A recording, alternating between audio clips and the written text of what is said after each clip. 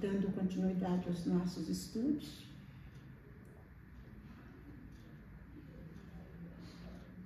Hoje eu trago a continuação do capítulo 14, que tem por título Honrar Pai e Mãe. E hoje eu vou comentar o capítulo 8. Este capítulo tem vários temas, mas eu escolhi comentar o capítulo 8 porque nós vamos falar a respeito de parentesco corporal e o parentesco espiritual. Portanto, hoje nós vamos falar de família. Porque quem são os parentes? São a família. Então, nós vamos falar de laços de amor e de laços de desamor. Vamos falar de laços de afeto e também de laços de ressentimento. Deus nos criou para viver todo sempre. E nos tornamos imortal.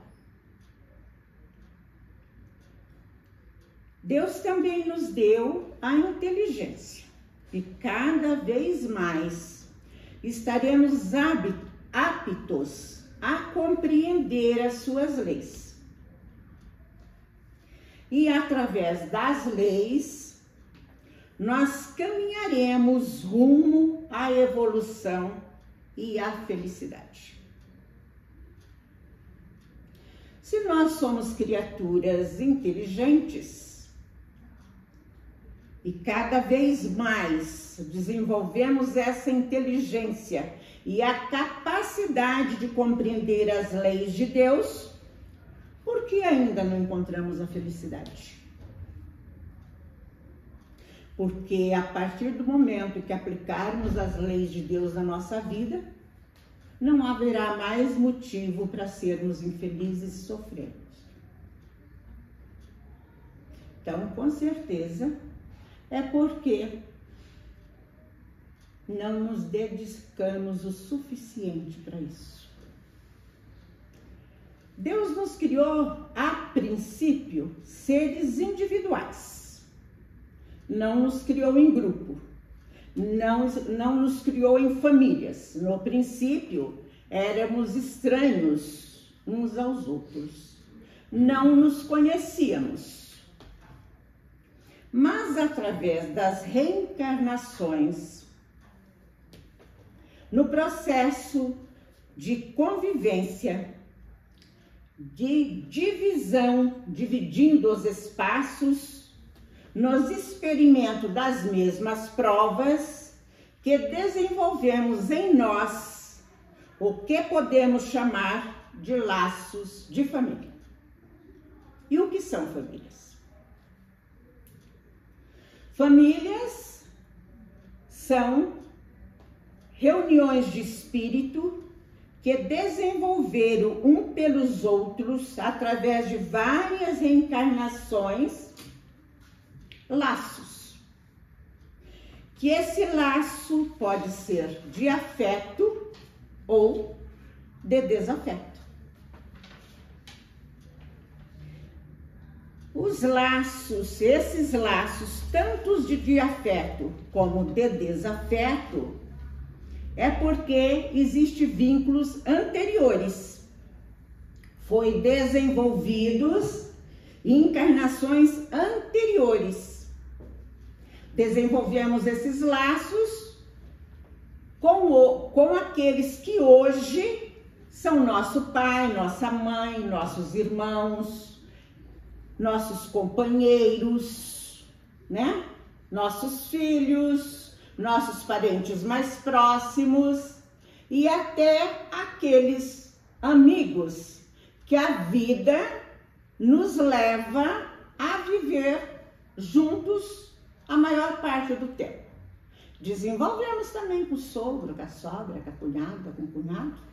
Ou vocês acham que cai na nossa vida assim de paraquedas? Tá tudo dentro da programação, certo? Esses laços nasceram muito antes do que nós podemos imaginar. Nós não temos a ideia, não fazemos a menor ideia de quanto tempo faz que através das reencarnações convivemos com esses espíritos. O laço de amor é aquele que nos faz sacrificar por um ente querido. É aquele que a mãe dá vida por um filho. Esse é o tipo de comportamento quando realmente existe o laço de amor fraterno. Porque quando nós estamos falando de amor aqui, todas as vezes que nós citarmos a palavra amor, nós estamos falando de amor fraterno. Mas também, da mesma forma que nós desenvolvemos os laços de amor fraterno, nós desenvolvemos também laços de desafeto, de ódio, de mágoa, de ressentimento, que fizeram com que determinados indivíduos renascessem na mesma família. Então, as famílias, elas não são formadas apenas por laços de amor. As famílias, elas são formadas por laços. Nós temos hoje alguém que nos desperta esse sentimento de rejeição, de implicância, né? Vocês já perceberam que às vezes tem pessoas na família que nós temos implicância gratuita? Ou às vezes eles têm implicância conosco? Vocês já perceberam que dentro da mesma família, uma pessoa faz a mesma coisa para nós e nós temos total tolerância? Mas se é aquela outra, a coisa pega. Pois é. Esses são aqueles que nós desenvolvemos os laços de ressentimento. Mas é preciso a gente prestar bastante atenção, porque são esses que nós precisamos nos reconciliar com eles. Aquele que nós amamos, está tudo certo, está tudo ok. Mas aqueles que nós temos, vamos dizer assim, popularmente, um pé atrás com eles, são esses que nós precisamos nos reconciliar. Vocês já perceberam que, às vezes, achamos que alguém nos fez alguma coisa de mal? Por que achamos? Às vezes nós achamos que alguém nos prejudicou, que alguém fez algum mal para nós. Porque, na realidade, ninguém nos faz mal a não ser nós mesmos. Aquele mal que eu recebi e que eu acredito ser de alguém é colheita. Eu, em algum momento da minha vida, se não foi nessa vida, foi em vidas anteriores, eu cometi um mal equivalente para alguém. E agora eu estou tendo a oportunidade de passar pela prova. E aquela criatura que foi instrumento deste mal, como eu disse, foi apenas instrumento.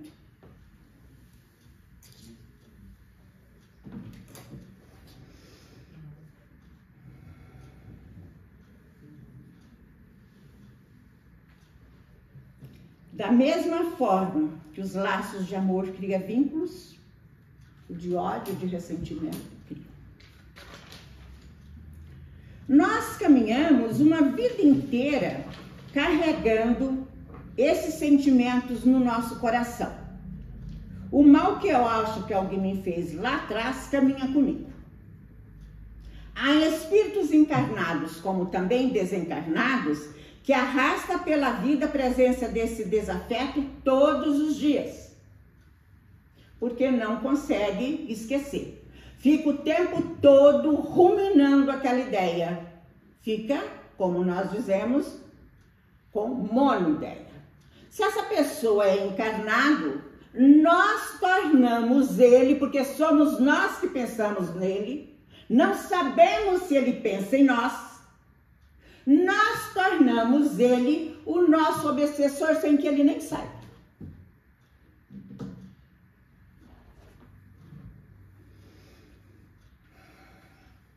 E se ele é desencarnado, nós estamos em contato com ele todas as vezes que pensamos nele. Só que, claro, que aí vai depender da natureza desse espírito desencarnado, que nós vamos falar logo adiante. Disse Jesus: reconcilia-te com teu adversário enquanto está a caminho. Por que Jesus disse isso? Porque a gente acha que o nosso inimigo desencarna e estamos livres deles. Mero engano. Nós ficamos uma presa muito mais fácil quando nós estamos encarnados e eles desencarnados do que os dois encarnados. Claro que depende desse adversário, desse desafeto, que às vezes nem é adversário. Mas nós não nos reconciliamos. E aí vamos para a espiritualidade, levando esse ódio e esse ressentimento conosco. E libertos do corpo, alguns que não são todos, alguns mudam. Libertos do corpo, com vamos supor, o espírito livre, com mais fácil entendimento, alguns percebem a grande tolice que fizeram. Mas são alguns. Outros não. E estes que não reconhecem são espíritos revoltados, espíritos vingativos, que no mundo espiritual continua perseguindo os seus desafetos. E muitas vezes se tornam obsessores, imiscuindo muitas vezes e às vezes até subjugando o desafeto desencarnado. Desculpa, encarnado. Mas como tudo tem um limite, chega uma hora que a espiritualidade caça o livre-arbítrio desse obsessor. Encaminha para a reencarnação compulsória. Isto é, contra a sua vontade, obrigatória. Então aí nós pensamos, todos os nossos desafetos vai virar obsessor? Não. Como nós estamos falando aqui, alguns percebem que estão errados, se arrependem.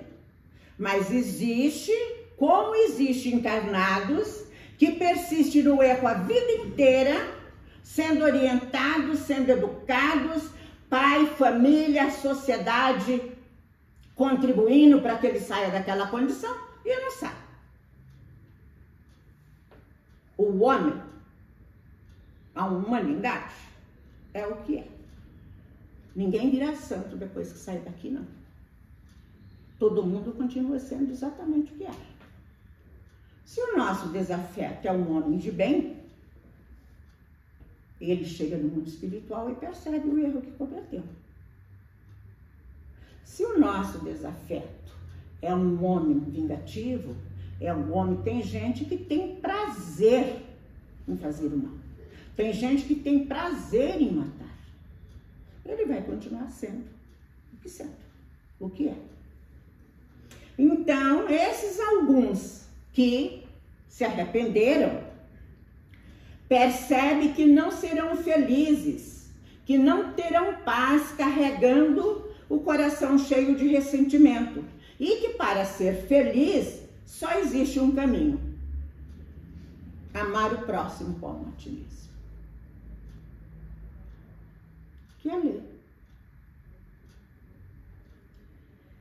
E aí nós questionamos, por que nós não perdoamos antes?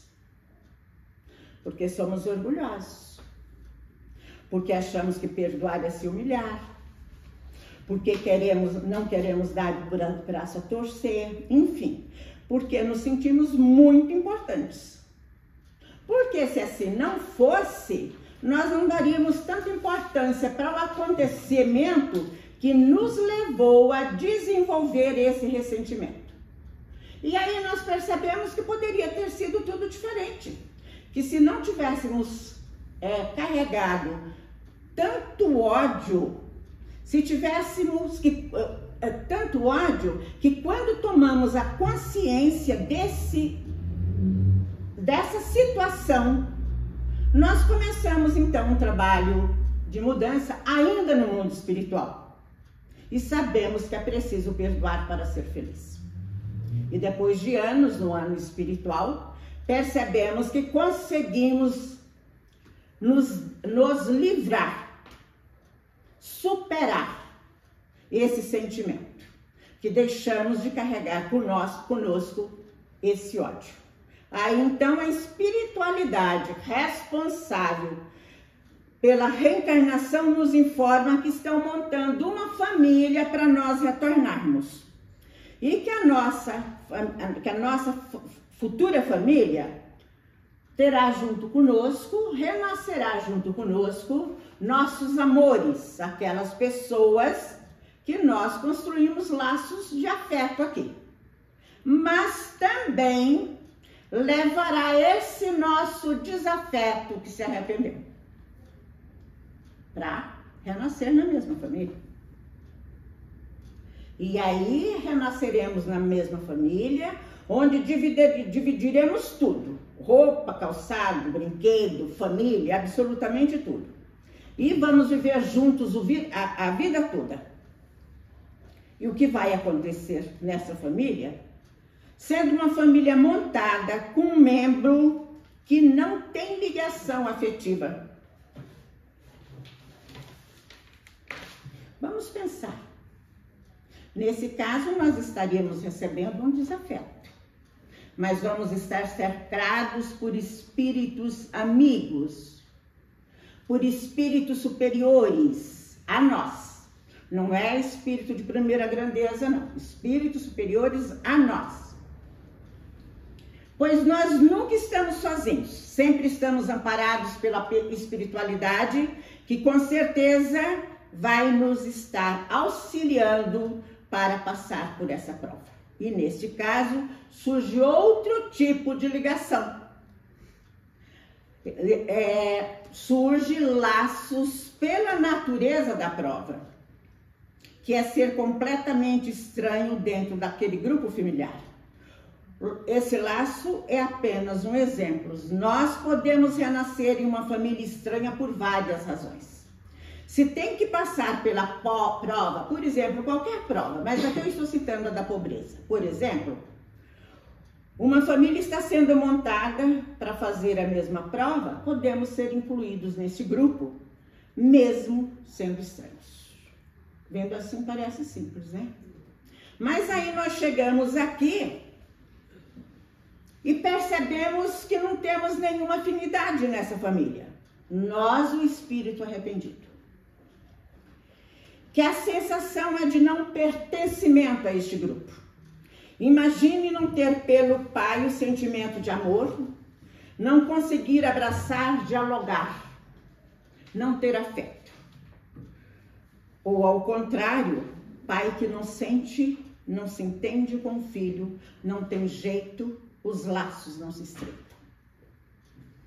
Não sente vontade de estar juntos.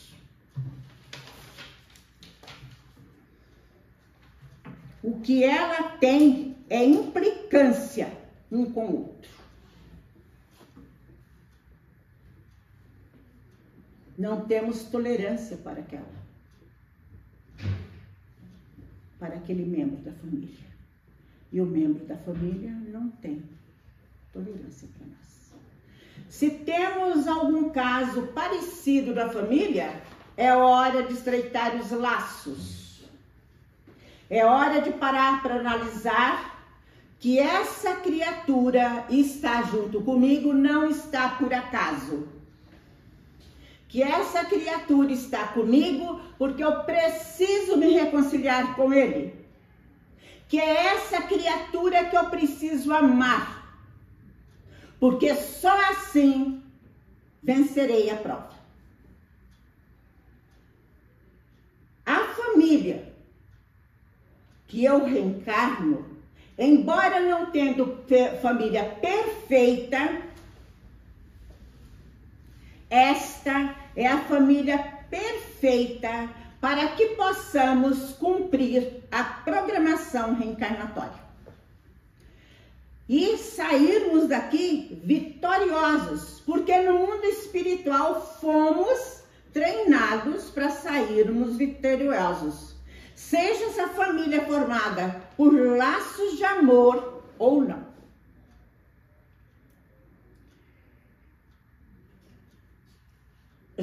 Pedro diz assim, no Novo Testamento, no capítulo 4, no versículo 8, acima de tudo, porém, tende amor intenso um para com os outros, porque o amor cobre uma multidão de pecados.